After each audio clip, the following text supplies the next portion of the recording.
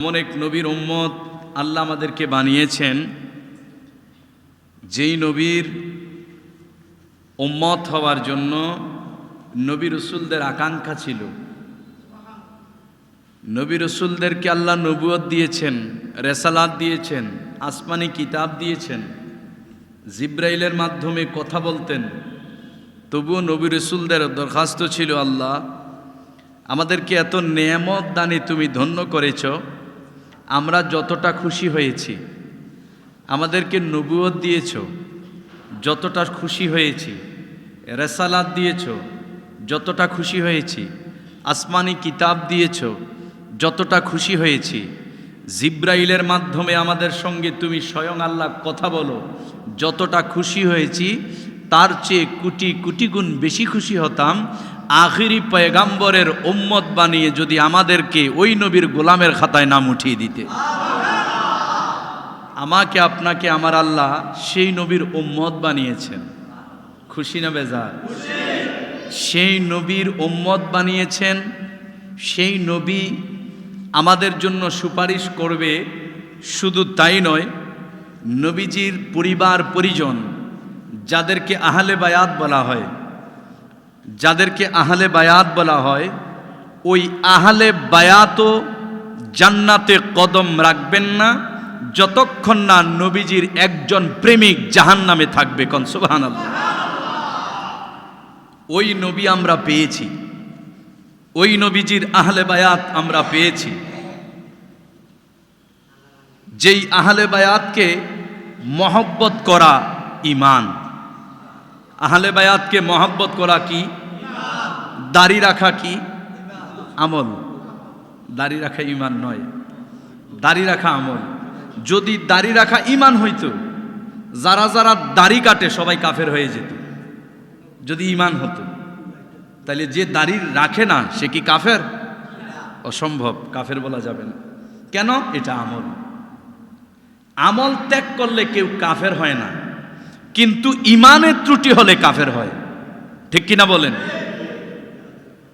কেউ যদি ধরুন কারো জীবনে নবীজির একটা সুন্নতে পালন করে না, একটা সুন্নতে সে পালন করে না, সে গুনাহগার, জাহান্নামে যাবে। কিন্তু ওই মুসলমানকে কি কাফের বলা যাবে? কেন? কারণ নবীজির সুন্নত পালন করা এটা আমলের অন্তর্ভুক্ত। নবীজির সুন্নত পালন করা কিসের অন্তর্ভুক্ত? আমলের অন্তর্ভুক্ত। আর আহলে বায়াতকে ভালোবাসা ঈমানের অন্তর্ভুক্ত নাকি আমলের অন্তর্ভুক্ত? ঈমানের অন্তর্ভুক্ত। মনোযোগ। এজন্য আমাদেরকে জানতে হবে, বুঝতে হবে যে ঈমান কাকে বলে আর আমল কাকে বলে। আমল ঈমান এক জিনিস নয়। আরবি শব্দ হলো আমল, এটার বাংলা অর্থ কর্ম, কাজ। তো কাজ তো দুই ধরনের হয়, একটা ভালো কাজ আর একটা মন্দ কাজ। যাকে আরবিতে ভালো কাজকে বলে আমলে সালেহ কিংবা নেক আমল। ঠিক কিনা? আর যেটা মন্দ কাজ সেটাকে বলে বদ আমল। তাইলে আমল, কর্ম, কাজ দুই ভাগে বিভক্ত। এখন এই কর্ম, এই ভালো কাজ, ভালো কর্ম শুধু কি মুসলমান করে নাকি বিধর্মীরাও করে? কেউ করে না? এই যে ফিলিস্তিনের উপরে ইহুদির এত নির্যাতন, অত্যাচার করছে, পৃথিবীর ইতিহাসে এমন বর্বর নির্যাতন এই পৃথিবীর ইতিহাসে কেউ করে নাই। এই নিষ্ঠুর ইহুদির দল ফিলিস্তিনের মুসলমানদের উপরে যা করছে, কিন্তু এর প্রতিবাদ স্বরূপ অনেক মুসলিম দেশ চুপ করে আছে, কিন্তু বহু বিধর্মীরা ওই ফিলিস্তিনের মুসলমানদের পাশে দাঁড়িয়েছে। ঠিক কিনা বলেন? তো এখন যারা ইহুদি খ্রিস্টানের পাঁচাটা গোলাম, যে সকল মুসলিমরা,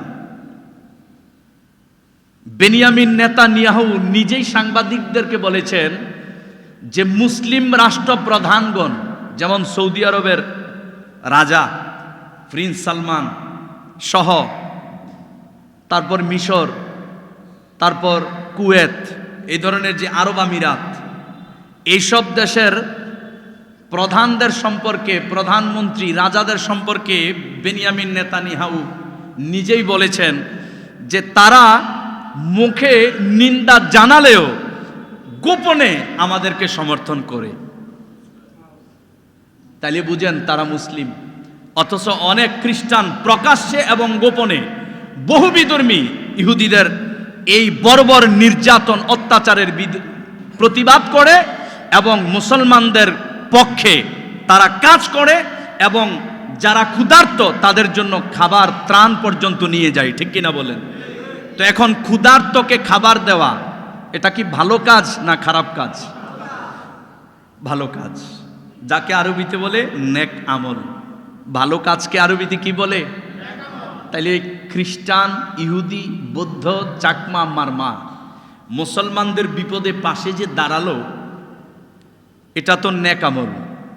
বাংলায় বলে ভালো কাজ, এটার আরবি, যাদের ভাষা আরবি তারা, আমরা বাঙালি বলে আমরা বলি বাংলা কথা, আরবিরা তো আর বাংলা বলে না। ভালো কাজকে আরবিতে বলে আমলে সলেহ বা নেক আমল। তো এখন বিধর্মীরা যে এই নেক আমল করলো, দান সৎকা করা নেক আমল, বিধর্মীরা কি দান সৎকা করে না? দান সৎকা করে। যদি কেউ কারো উপরে জুলুম করে, একজন বিধর্মীর শক্তি সামর্থ্য আছে তার প্রতিবাদ করা, যার উপর জুলুম করতেছে তার পাশে দাঁড়িয়ে যে জুলুম করছে তার বিরুদ্ধে দাঁড়ালো, এটাও তো একটা নেক আমল। এখন একজন বিধর্মী এতগুলো যে নেক আমল করতেছে, এবার বলুন ওই বিধর্মী এত নেক আমল করার পরেও সে কি ইমানদার না বেঈমান? ইমানদার না বেঈমান? কেন? তার নেক আমল আছে সত্য, কিন্তু কি নেই? ইমান নেই। কি নেই? তার মানে প্রমাণ হলো ইমান আর আমল এক জিনিস নয়। অনেকে বলছে হুজুর আপনি কেন বলছেন ওনার বিরুদ্ধে? উনি তো নামাজ পড়েন, ওনারা তো ভালো কথা বলেন, উনি তো ভালো পথে চলেন, কেন বলছেন বিরুদ্ধে? বলে বিরুদ্ধে বলছি ওনার আমল ভালো, কর্ম ভালো, নেক আমল করছে সত্য, কিন্তু ইমানে ভেজাল আছে, ইমানে ত্রুটি আছে। আমি কেন বলছি?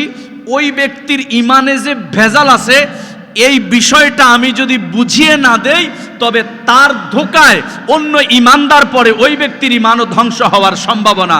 যার কারণে বলে মানুষদেরকে সতর্ক করছি, ঠিক কিনা বলেন? যার কারণে প্রিয় ভাইয়েরা, আমাদেরকে এটাই বিশ্বাস করতে হবে, মানতে হবে, জানতে হবে যে ইমান এক জিনিস, আমল আরেক জিনিস। নামাজ পড়া আমল।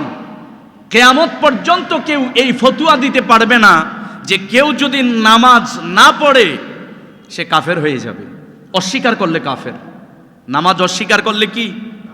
কিন্তু নামাজ পড়ে নাই সে কাফের সে। কিন্তু যদিও এটা সারা পৃথিবীর সব মুসলমান জানে, বর্তমানে নতুন একটা দল বাইর হয়েছে, যেই দলটা বলে যে কেউ যদি নামাজ ছেড়ে দেয় তবে সে কাফের। তো সে যদি কাফের হয়, যেই হুজুর এই ওয়াজ করে, ওই হুজুরেও কাফেরের সন্তান। কেন? ওই হুজুরের বাবা মা বুকে হাত দিয়ে বলতে পারবে না যে আমরা গোটা জীবন 5 ওয়াক্ত নামাজ পড়েছি, গোটা জিন্দেগিতে 1 ওয়াক্ত নামাজ বাদ দেই নাই। তাইলে সেও কাফেরের সন্তান। আর ওই হুজুরেও কাফের হওয়ার সম্ভাবনা। কেন? কোনো না কোনো কারণবশত তার গোটা জীবনে 1 ওয়াক্ত নামাজ হলেও সে বাদ দিয়েছে, তাহলে সেও কাফের।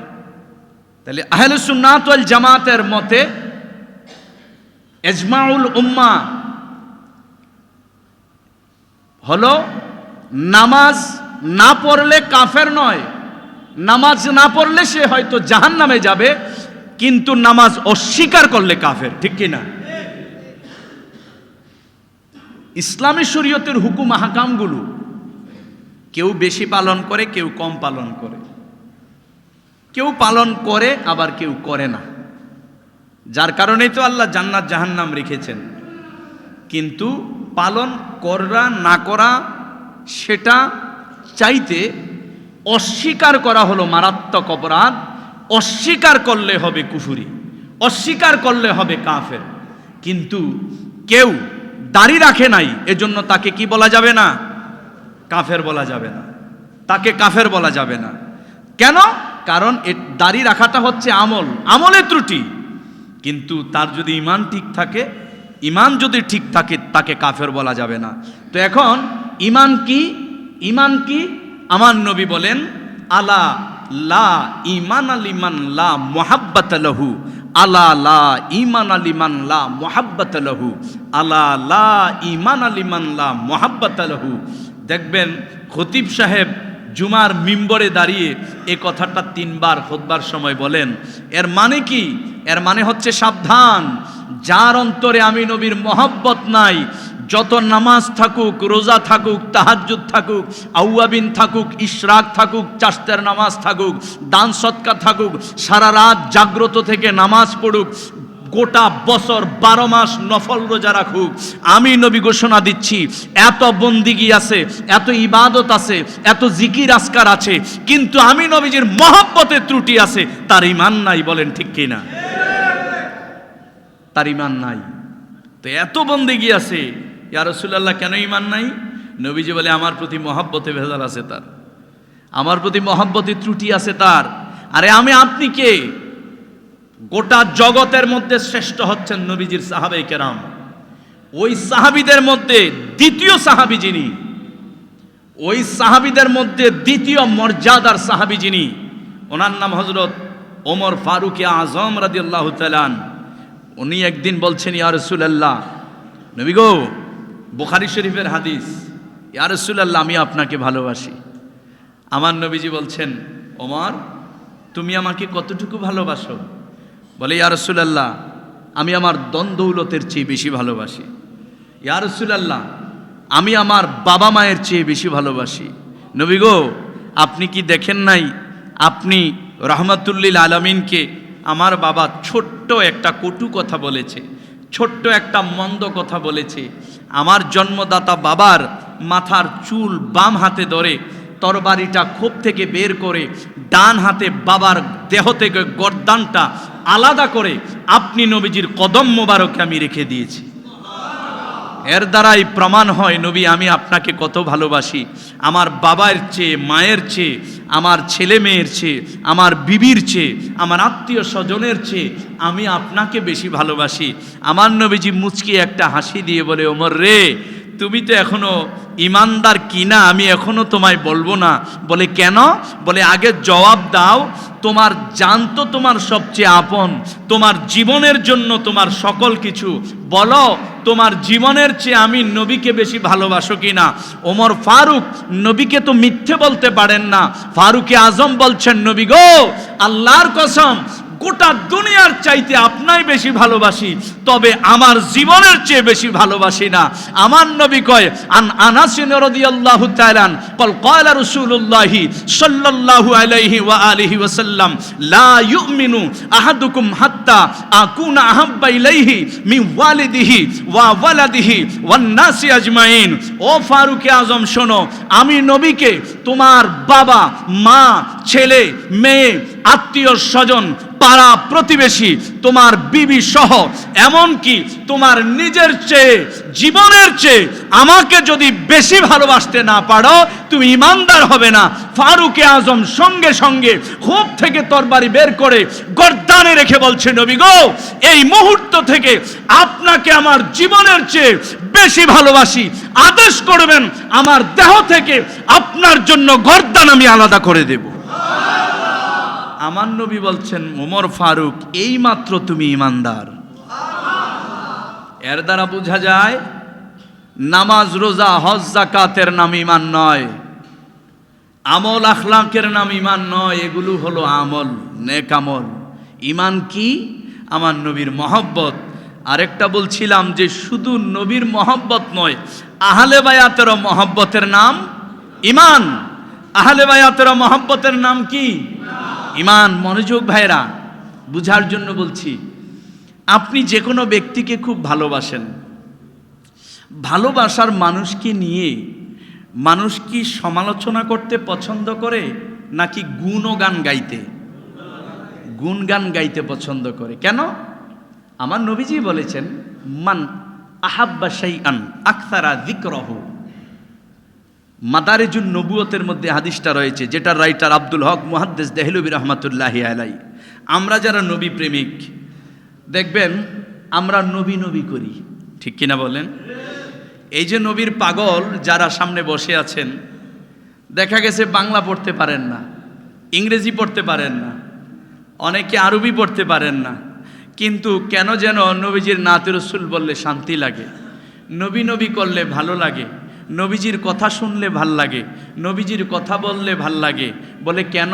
আমার নবী জবাব দিচ্ছেন, মান আহাব্বা শাইআন আকসারা যিকরাহু, যে যাকে ভালোবাসে তার জিকিরই বেশি করে। তো এখন আমরা নবী প্রেমিকরা জিকিরের মাধ্যমে প্রমাণ করে দেই আমরা নবীকে ভালোবাসি। আর যারা আপত্তি তোলে, যারা আপত্তি করে, তোরা শুধু নবী নবী করস, তোরা শুধু নবী নবী করস, আল্লাহ আল্লাহ করস না। এক নাম্বার এটা একটা অপবাদ, কারণ আমরা আল্লাহ আল্লাহও করি, নবী নবীও করি, ঠিক কিনা বলেন? আমরা কি আল্লাহর জিকির করি না? আমরা যে নামাজ পড়ি, কার নামাজ পড়ি? আমরা যে সাজদা দেই, কাকে সাজদা দেই? তো আমরা কেন নবী নবী করি? আমার আল্লাহই তো আমার নবীজির কথা সদা সর্বদা বলছেন। আরে আমি হয়তো একা গুনগুনাইয়া গজল গাই নবীর, আমি হয়তো একা একা গুনগুন গুনগুন কইরা নবীজির গজল গাই, কিন্তু আল্লাহ বলেন আমি একা গুনগুন করে আমার নবীজির শান, গজল অর্থ হলো গুণগান গাওয়া। আল্লাহ বলেন আমি আল্লাহ আমার হাবিবের গজল আমি একা বলি না। কেন? আমার শান্তি লাগে না। কেন? আমার হাবিব যেমন মহান, আমার হাবিবের গজলের মজলিস হবে মহান। আমার হাবিব যেমন শ্রেষ্ঠ, আমার হাবিবের গজলের মজলিস হবে শ্রেষ্ঠ। এজন্য আমার আল্লাহ বলেন ইন্নাল্লাহা ওয়া মালাইকাতাহু ইউসাল্লুনা আলান নবী। আল্লাহ বলে আমি আমার হাবিবের গজল গাই, গুণগান গাই, গুণকীর্তন করি। আমি আমার ফেরেশতাদেরকে নিয়া সুন্নি তোমরা কতক্ষণ গুণগান গাও? টয়লেটে যাও, গুণগান বন্ধ, প্রস্রাব করো, গুণগান বন্ধ, পায়খানা করো, গুণগান বন্ধ, ঘুমাও, গুণগান বন্ধ, দুনিয়ার কর্ম করো, গুণগান বন্ধ, মানব তোমার অর্ধাঙ্গিনীর সঙ্গে কথা বলো, গুণগান বন্ধ, তোমার বন্ধুর সাথে কথা বলো, গুণগান বন্ধ, তোমার ব্যবসায়ী পার্টনারের সাথে কথা বলো, গুণগান বন্ধ। আল্লাহ বলছেন তোরা যারা নবী প্রেমিক কখনো গুণগান গাস, আবার কখনো গাস না।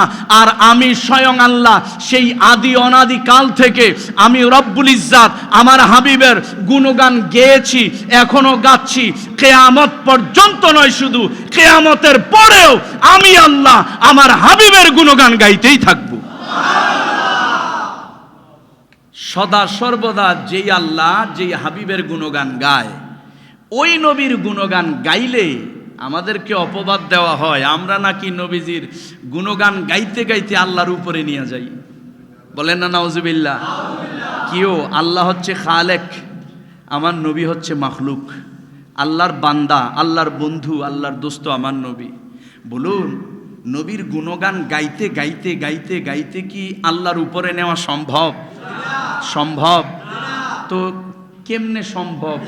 আল্লাহ হচ্ছেন স্রষ্টা, নবী হচ্ছেন সৃষ্টি, আল্লাহর উপরে নেওয়া সম্ভব না। আর উপর থাকলে না উপরে নেওয়া যেত, ঠিক কিনা? এই মসজিদ 3 তলা, এখন এখানে জায়গা হচ্ছে না, তো এখন উপরে যেহেতু উপর আছে, এটা তো দোতলা, দোতলার উপরে কয়তলা? তো জায়গা হচ্ছে না, আমি কি বলবো? উপরে যান। আপনি কি বলবেন? উপরে যান। কেন? উপর আছে, উপর আছে। যেই মসজিদ 1 তলা, 3 তলা নাই, আপনি কি বলতে পারবেন 3 তলায় যান? আরে থাকলে না যাইতো। 1 তলা মসজিদ 3 তলা যাবে কেমনে? থাকলে না যাইতো। তো আল্লাহ তো এমন এক মহান রব্বুল আলামিন যার উপরে আর কোনো উপর নাই, যার উপরে মর্যাদা নাই। তো উপরে থাকলে না নবীর উপরে নিতাম, উপরে থাকলে না নবীর উপরে নেওয়া যেত। এটা একটা অপবাদ। আল্লাহ নিজেই বলছেন ওয়ারাফা'না লাকা যিকরাক, হাবিব আমি আল্লাহ আপনার খাতিরে আপনার জিকিরকে সর্বোচ্চ মর্যাদায় স্থান দিয়েছি। তো আল্লাহ নিজেই নবীজির স্মরণ, নবীজির জিকিরকে সর্বোচ্চ মর্যাদায় স্থান দিয়েছে। এখন আমি আপনি যতই গাই, এটা গোটা পৃথিবীর মানুষ যদি নবীর গুণগান একই সাথে খানা দানা ঘুম বন্ধ করে গাইতে থাকে, তবুও নবীজির মর্যাদা অনুযায়ী বিন্দু পরিমাণ গুণগান গাওয়ার হক আদায় হবে না, ঠিক কিনা?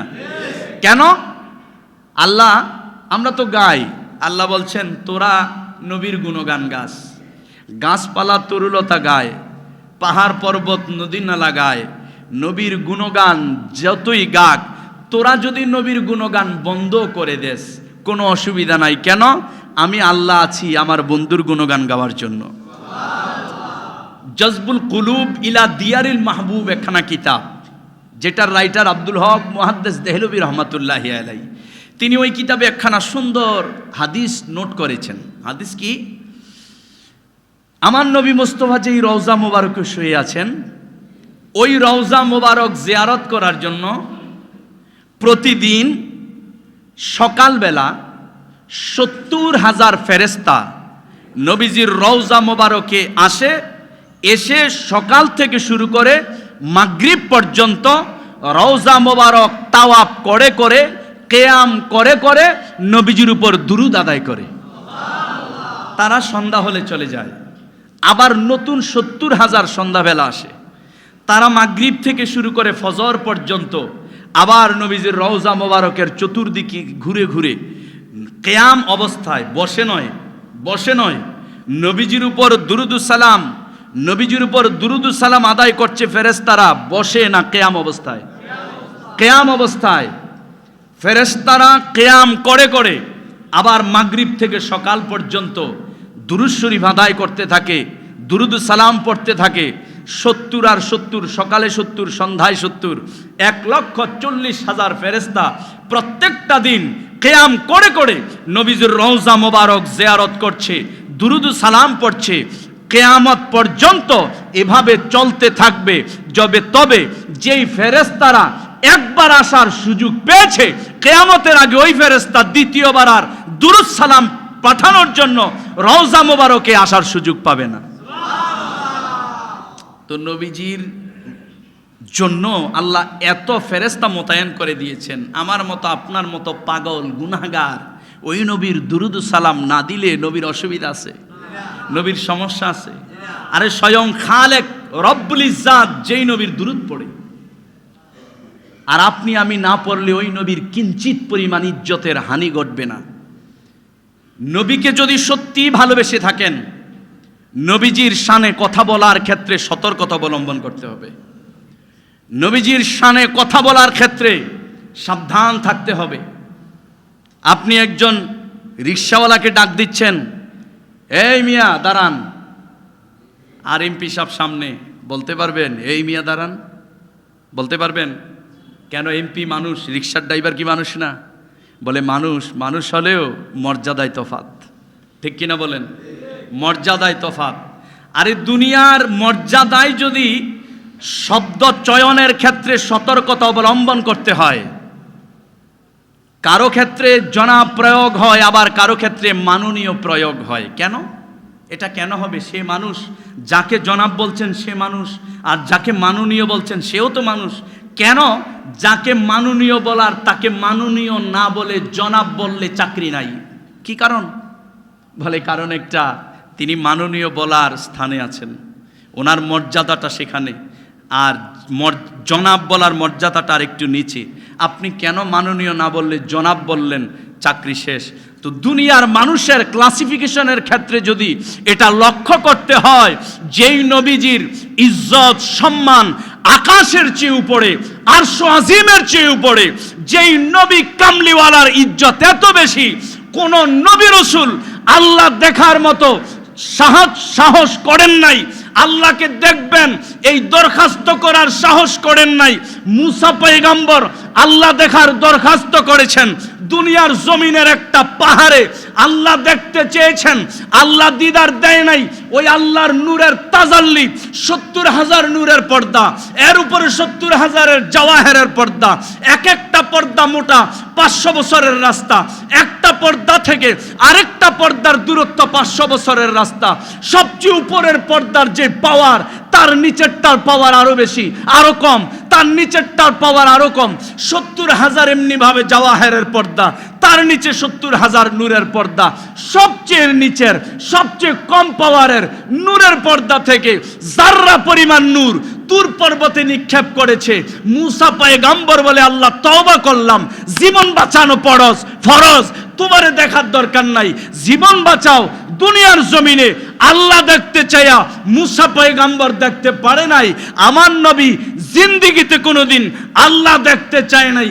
আল্লাহ স্বয়ং জিব্রাইল পাঠিয়েছে, মিকাইল পাঠিয়েছে, 70,000 ফেরেশতা পাঠিয়েছে, বুরাক পাঠিয়েছে, ইজ্জতের সাথে সম্মানের সাথে সবুজ গালিচা বাইতুল মুকাদ্দাস থেকে প্রথম আসমান পর্যন্ত আল্লাহ বিছিয়ে দিয়েছে। আমার আল্লাহ পাক সেই নবী কামলিওয়ালাকে দাওয়াত করে আরশ আজিম নিয়েছেন, বলে আত্তাহিয়াতু, বন্ধু এনেছেন কি আমার জন্য? আমার জন্য এনেছেন কি? আমার নবী বলেন লিল্লাহি ওয়াসসালাওয়াতু আত-তাইয়্যিবাত, আমার আল্লাহর জন্য যত বন্দিগি, যত ইবাদত, যত রুকু, যত তাসবিহ, যত তাহলিল, যত জিকির, সব আমার উম্মতের, এগুলো বস্তা বেঁধে আমি আপনার জন্য নিয়ে এসেছি। আমার আল্লাহ খুশি হয়ে বলে আসসালামু আলাইকা আইয়ুহান নাবিয়্যু ওয়া রাহমাতুল্লাহি ওয়া বারাকাতু। আমার নবী কয় আল্লাহ গো, আমারে সালাম দিলা, আমার গুনাহগার উম্মত গেল কই? আমার নবী মুস্তাফা বলে ওয়া আলা ইবাদিল্লাহিস সালিহিন, আমার উম্মতদেরকেও তুমি সংযুক্ত করতে হবে। আরশ বহনকারী ফেরেশতারা আশিক আর মাশুকের প্রেমের কথা শুনে বলছেন আশহাদু আল্লা ইলাহা ইল্লাল্লাহু ওয়া আশহাদু আন্না মুহাম্মাদান আবদুহু ওয়া রাসূলুহু। বলেন সুবহানাল্লাহ। আল্লাহ কয় হাবিব, দুনিয়ায় প্রেমের আলাপ করলাম না, মানুষ শুনবে। আরশ আজিম আনলাম, প্রেমের আলাপ মাত্র শুরু করলাম, ফেরেশতারা শুনে ফেলতেছে, আরশ আজিম থাকা যাবে না, চলেন হাবিব লামকান চলে যাই। আমার নবীকে নিয়ে লামকান গেলেন, নবী একটু দূরে। আল্লাহ কয় হাবিব, দূরে থাকার জন্য তো আজকে লামকান আনি নাই, কোন সুবহানাল্লাহ। হাবিব উদনু ইয়া আহমদ, উদনু ইয়া মুহাম্মদ, ও হাবিব আপনি দূরে থাকবেন না, আপনি আমার আরো কাছে আসেন। কাছে আসতে আসতে আসতে আসতে এত কাছে এসেছেন, বিস্তারিত অনেক সময় লাগবে বললে, এত কাছে এসেছেন আশেক আর মাশুক। আরে ভাই বলবো কি আপনাকে আমি, তাফসির রুহুল বয়ান খোলেন, যেটার রাইটার ইসমাইল হাক্কি বুরুজি রহমাতুল্লাহি আলাই, সুবহানাল্লাযী আসরা বিআবদিহি লাইলাম মিনাল মাসজিদিল হারামি ইলাল মাসজিদিল আকসাল্লাযী বারাকনা হাওলাহু লিনুরিয়াহু মিন আয়াতিনা ইন্নাহু হুয়াস সামিউল বাসীর। এই আয়াতের তাফসির করতে গিয়ে ইসমাইল হাক্কি বুরুজি রহমাতুল্লাহি আলাই বলছেন, ও শোনো জগৎবাসী শোনো, তোমার গায়ের রং কালো, লাল রঙে ডুব দিয়েছ, এখন গায়ের রং লাল, এখন তুমি লাল। তোমার গায়ের রং সাদা, তুমি হলুদ রঙে ডুব দিয়েছ, এখন তোমার রং হলুদ। আল্লাহর পেয়ারা হাবিব উপরের দিকে যেতে যেতে নবী মুস্তাফা গিয়ে দেখে আল্লাহর যে 99 নাম, রহমান, রহিম, সত্তার, গফফার, জব্বার, মালিক, আমার নবী মুস্তাফা আল্লাহর এভাবে 99টা নামের পর্দা দেখেছেন। আমার নবী ওই পর্দা যখন ভেদ করছেন, নবী যখন রউফ নামের পর্দা ভেদ করছেন, নবী নিজেই রউফ হয়ে গেছে। নবী যখন রহিম নামের পর্দা ভেদ করছেন, নবী নিজে রহিম হয়ে গেছে। বলেন সুবহানাল্লাহ। এই জন্য আল্লাহ বলছেন লাকাদ জাআকুম রাসূলুম মিন আনফুসিকুম আজিজুন আলাইহি মা আনিতুম হারিসুন আলাইকুম বিল মুমিনিনা রাউফুর। নবীকে বলছেন নবী আপনি রউফ, আপনি রহিম। আবার আমি আল্লাহ রউফ, আমি আল্লাহ রহিম। কোন সুবহানাল্লাহ। এটা আমার কথা না, আপনারা আবার আমারে শিরক মেরেক ফতুয়া দিয়েন না, সাবধান। আল্লাহর কোরআনের আয়াত, হাফেজ সাহেব আসেনিও, নবীজিকে বলছেন এমন এক রসুল আমি পাঠিয়েছি। লাকদ আরবি গ্রামার, এখানে ডাবল তাকিদ, লাম এক তাকিদ, কদ আরেক তাকিদ। বেশি গুরুত্বের জন্য মাত্র একটা তাকিদ ব্যবহার হয়, একটা তাকিদ ব্যবহার হয়, কিন্তু আল্লাহ এখানে ডাবল তাকিদ ব্যবহার করেছেন, লাম এক তাকিদ, কদ আরেক তাকিদ। আল্লাহ বলছেন লাকদ জাআকুম রাসূল, এমন এক রসুল আমি পাঠিয়েছি। আল্লাহ কোরআনে আবার কয় নবী আমনে রউফ, আমনে রহিম। এখন বলেন, অনেকে তো বলবে এখানে তো নাজায়েজের কথাবার্তা, আর এটা কি আমার কথা? এটা কোরআনের কথা, ঠিক কিনা বলেন? এখানে কোরআনে বলছেন, কোরআনে বলছেন নবী আপনি রউফ, আপনি রহিম। আবার আমরা আপনি আল্লাহর 99টা নামের মধ্যে দেখেন আল্লাহর নাম রউফ, আবার আল্লাহর নাম রহিম। এখানে শিরক না কেন? প্রশ্ন জাগে, এখানে শিরক হবে না কেন? আপনিও দাতা, মনোযোগ। এই জমি যিনি দিয়েছেন তিনি কি দাতা? এই যে মসজিদের জন্য জমি যে দিয়েছেন তিনি কি দাতা না? দাতা মানে কি? দেনেওয়ালা, দাতা। তো এখন বলুন তো, কুল কায়নাতকে যত রিজিক, যত রহমত, যত নেয়ামত দেয় কে? তাইলে আল্লাহ কি? দাতা। আল্লাহ কি? তাইলে এই জমি যিনি দিয়েছেন মোতাওয়াল্লি সাহেবের নাম কি? জায়ের কাকার বাবার নাম কি? জনাব মরহুম মোহাম্মদ নায়েব আলী সাহেব। আল্লাহ ওনাকে জান্নাত নসিব করুক, বলুন আমিন। এখন মরহুম নায়েব আলী সাহেব তিনিও দাতা, আল্লাহও দাতা।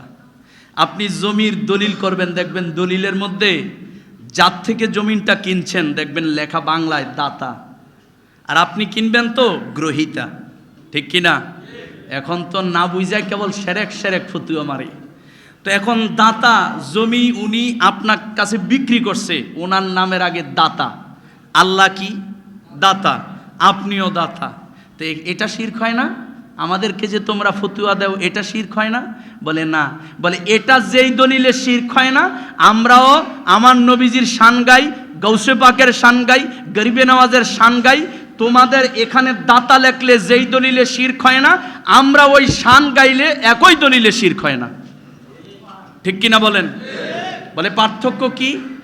আল্লাহ দাতা নিজ গুণে। আল্লাহ দাতা নাকি কেউ বানাইছে দাতা? আল্লাহকে আল্লাহ নিজ গুণে। আপনি যে দাতা, আপনি কি নিজে নিজে দাতা? আল্লাহ আপনাকে এই ক্ষমতা দিয়েছে, এই সম্পদের মালিক বানিয়েছে, যার কারণে এটা শিরক না। যদি বলা হতো আল্লাহ ছাড়া আমি নিজেই দাতা, এটা হবে শিরক। আল্লাহ যেমন দাতা আমিও তেমন দাতা, তখন শিরক। তো আমরা তো কখনো এই কথা বলি না। অলি আল্লাহর গেলে, অলি আল্লাহর দরবারে গেলে সন্তান পাওয়া যায়। আমরা কখনো বলি না যে অলি আল্লাহ নিজে দেয়, আমরা বলি অলি আল্লাহ আল্লাহর মকবুল বান্দা, আল্লাহকে খুশি করছে, রাজি করছে। অলি আল্লাহর কাছে গেলে অলি আল্লাহর উসিলায় দেয় কে? বলেন না কে? সুতরাং এখানে শিরকের কিছু নাই, এখানে শিরকের কিছু নাই। প্রিয় বাবারা, বলার বিষয় ছিল অন্য, বলতে গেলে হয়ে গেল অন্য কথা। আজকে ভাবছিলাম আহলে বায়াতের কথা বলবো। ওই যে কথাটা বলছিলাম যে নবীকে ভালোবাসার নাম ঈমান, ঠিক, আবার আহলে বায়াতকেও ভালোবাসার নাম ঈমান। এটা আমাদেরকে মনে রাখতে হবে। আহলে বায়াতকে ভালোবাসার নামও ঈমান। তো আপনি আহলে বায়াতের জিকির কেন করবেন? আপনি নবীর জিকির কেন করবেন? কারণ একটাই, মান আহাব্বা শাইআন আকসারা যিকরাহু। নবীজি বলছেন তুই যে ভালোবাসস, ভালোবাসার প্রমাণ হলো তুই যদি জিকির করস। তুই যে ভালোবাসস, ভালোবাসার প্রমাণ হলো তুই যদি তার গুণগান বেশি গাস। আল্লাহ কাকে ভালোবাসবো বেশি? আল্লাহ বলছেন আমার হাবিবকে। আল্লাহ কেন? আল্লাহ বলে আমি আল্লাহই তো চিনতি না আমার হাবিব না হইলে। কোন সুবহানাল্লাহ। আরে নবী না হলে তো আল্লাহই চিনতাম না, আল্লাহর খবর পেতাম না আমরা। এই কোরআন আল্লাহর বাণী পেয়েছি নবীর মাধ্যমে। জান্নাত আছে জেনেছি নবীর মাধ্যমে, জাহান্নাম পরকাল সব কিছু জেনেছি নবীর মাধ্যমে। যার কারণে আগে নবী চিন, তারপর আল্লাহ চিন। আগে নবী বুঝ, তারপর আল্লাহ বুঝ। কেন? আরে আল্লাহ আগে বোঝা সম্ভব না। কেন? কারণ আল্লাহর খবর যিনি দিয়েছেন তাকে আগে চিনতে হবে, বুঝতে হবে। খবর যিনি দিয়েছেন তাকে আগে বিশ্বাস করতে হবে, তারপর আল্লাহর উপর বিশ্বাস। কেন? কারণ আমি ইমরান জেহাদি যদি আপনাকে একটা খবর দেই, ওই খবরের উপর বিশ্বাস আগে না, আগে আমার উপর বিশ্বাস করতে হবে। আমি যদি ফাউল হই, মিথ্যাবাদী হই, তবে ওই কথা আপনি বিশ্বাস করবেন না। তাইলে ওই কথার উপর ঈমান আনার আগে আমার উপর আগে 100% ঈমান আনতে হবে। তাহলে আল্লাহর খবর দিয়েছেন নবী, আল্লাহ যে ঠিক, আল্লাহ আছে, আল্লাহ এক, লা শারিক আল্লাহ, সেটার সেই আল্লাহর উপর ঈমান আনার আগে নবীর উপর 100% ঈমান আনতে হবে, তবেই আপনি ঈমানদার, ঠিক কিনা বলেন? প্রিয় বাবারা, এই জন্য মনে রাখতে হবে দুনিয়াদারি আজ আছে কাল নেই, দুনিয়ার ক্ষমতা আজ আছে কাল নেই, দুনিয়ার ধন দৌলত আজ আছে কাল নেই। দুনিয়ার ক্ষমতা পাওয়ার জন্য, দুনিয়ার পাওয়ার পাওয়ার জন্য নবীর শানে আমরা যেন এমন কথা না বলি যেই কথার দ্বারা কাফের হয়ে যায়, যেই কথার দ্বারা কুফরি হয়ে যায়। আপনারা জানেন, শুনেছেন ওলামায়ে কেরামের কাছে, মুসা নবীর সবচেয়ে আদরের যে উম্মত, মুসা নবী খাটে ঘুমাতো আর ওই উম্মত মাটিতে নিচে ঘুমাতো। আল্লাহ বলে, মুসারে সে তোমার অধিক আদরের উম্মত, তাওরাতের হাফেজ, তাকে আমিও এত ভালোবাসি, তুমি এত ভালোবাসো, সে নিচে ঘুমায়, তুমি খাটে ঘুমাও, আমার ভাল লাগে না। মুসা, তোমার এই উম্মতটাকে তোমার সাথে একই খাটে তুমি ঘুম পাড়ালে আমি আল্লাহ খুশি হব। কত ভালোবাসে তাইলে আল্লাহ, একসাথে ঘুমায়। মুসা নবী বাইরে গিয়েছে, এসে দেখে খাটের মধ্যে উম্মত নাই, খাটের মধ্যে একটা গুই সাপ। কি সাপ? মুসা নবী হাতের লাঠি নিচে বাড়ি দিবে, গুই সাপ তো আসলে এটা গুই সাপ না, এটা হলো ওই যে মুসা নবীর ওই উম্মতটা। জবান খুলে গেছে, ওগো পয়গম্বর আমাকে মারবেন না, আমি আপনার উম্মত, আদরের উম্মত, আল্লাহর প্রিয় বান্দা, যাকে ভালোবেসে মাটি থেকে খাটি উঠিয়েছে আমার আল্লাহ। কি হয়েছে, গুই সাপ কেন? বলে আমি তাওরাত পড়তেছিলাম, এই তাওরাত পড়তে পড়তে হঠাৎ করে খেয়াল করে দেখলাম আপনার নাম নাই, একটা নাম দেখা যায় আহমদ, মোহাম্মদ মুস্তফা আহমদ মুজতবা সাল্লাল্লাহু, একটা নাম দেখলাম আহমদ, আমি কলম নিলাম, এই নাম কেন? আমার নবীর কিতাব, আমার নবীর নাম থাকবে, এই নামকে কলম লাগাবো, এমন সময় কলম লাগাইলাম। আমার আল্লাহ ওই যে এত ভালোবেসে, আল্লাহ কয় হাবিবরে বাদ দিয়া ভালোবাসা আমি আল্লাহর নাই, আমার দোস্তের বাদ দিয়ে আমার ভালোবাসার দরকার নাই। কলম লাগিয়েছে আল্লাহ, গুইসাপ বানিয়ে দিয়েছে। তো এত প্রিয় বান্দাকে কলম লাগানোতে যদি আল্লাহ গুইসাপ বানিয়ে দেয়, আর আপনি নবীর ক্ষেত্রে পাওয়ার জন্য, ক্ষমতা পাওয়ার জন্য যা তা শব্দ প্রয়োগ করছেন, যেভাবে খুশি সেভাবে বলছেন, আমার নবীকে একবার সাংবাদিক বলছেন, আবার যা খুশি তা বলছেন, আল্লাহর কসম আমি বলতে চাই, মুফতি হন, মুফাসসির হন, আপনার ঈমান থাকবে না নবীর সাথে বিন্দু মাত্র বেয়াদবি করলে। বলেন ঠিক কি না? প্রিয় ভাই, আমি আপনার দুশমন নই, আমি আপনার আলেম ভাই, একই ভাই। আমি চাই আপনি ওই মুসা নবীর উম্মতের মতো না হন। কলম লাগাবেন যদি এই পরিস্থিতি হয়, জবান দিয়ে ওই নবীর সামনে বেয়াদবি করলে কি পরিস্থিতি? আরে এখনো শয়তান, এখনো মানুষকে আল্লাহ শুয়োর বানাইয়া দিতেন, বানায় না কেন জানেন? আমার নবীজির ইজ্জতের কারণে। আমার নবী দোয়া করেছেন, আল্লাহ ঈসা নবীর উম্মত অনেককে তুমি এই বানর বানিয়ে দিয়েছ, ঈসা নবীর অনেক উম্মতকে অন্যায়ের কারণে তুমি শুয়োর বানিয়ে দিয়েছ, বিভিন্ন নবীদের উম্মতদেরকে তুমি চেহারা বিকৃত করেছ। আল্লাহ আমাকে তুমি অপমান করো না, তারা নেককার হোক গুনাহগার হোক, যেই দলের হোক, তারা তো আমার উম্মত, গুনার কারণে তুমি তাদের চেহারা বিকৃত করো না। আল্লাহ কয় দোস্ত কবুল করলাম, আপনি যা বলবেন তাই তো আমি কবুল করি। আমি কিবলা বানিয়েছি বাইতুল মুকাদ্দাস, আপনার ভাল লাগে না, মন চায় না সেই দিকে নামাজ পড়তে, আপনারে জিজ্ঞেস করছি কি চান আপনি? আপনি বলেছেন মক্কাতুল মুকাররমায় খানায়ে কাবা। আমি আয়াত নাজিল করে দিয়েছি সূরা বাকারায়, قد نرى تقلب وجهك في السماء فلنولينك قبلة ترضاها। আপনার পশ্চিম কেন, যেই দিকে মন চাই সেই দিকে যদি আপনি ফিরে আজকে জোহরের নামাজের 2 রাকাত পড়েন, আমি কিয়ামত পর্যন্ত সেই দিকটাই কিবলা বানিয়ে দেব। তো হাবিব আপনার সন্তুষ্ট আমি চাই, আপনি চেয়েছেন চেহারা বিকৃত করব না, ঠিক আছে আমি শুয়োর বানর বানাবো না। আল্লাহর কসম নবী যদি এই কথা না বলতেন, ওই 72 ফেরকার আজকে একটাও মানুষের চেহারা থাকতো না, সবগুলো বানর আর শুয়োর হয়ে যেত, ঠিক কি না? প্রিয় বাবারা, ওই নবী চিনতে হবে, ওই নবী বুঝতে হবে, ওই নবী কামলিওয়ালার প্রেম নিয়ে কবরে যেতে হবে। আল্লাহ কবুল করুন।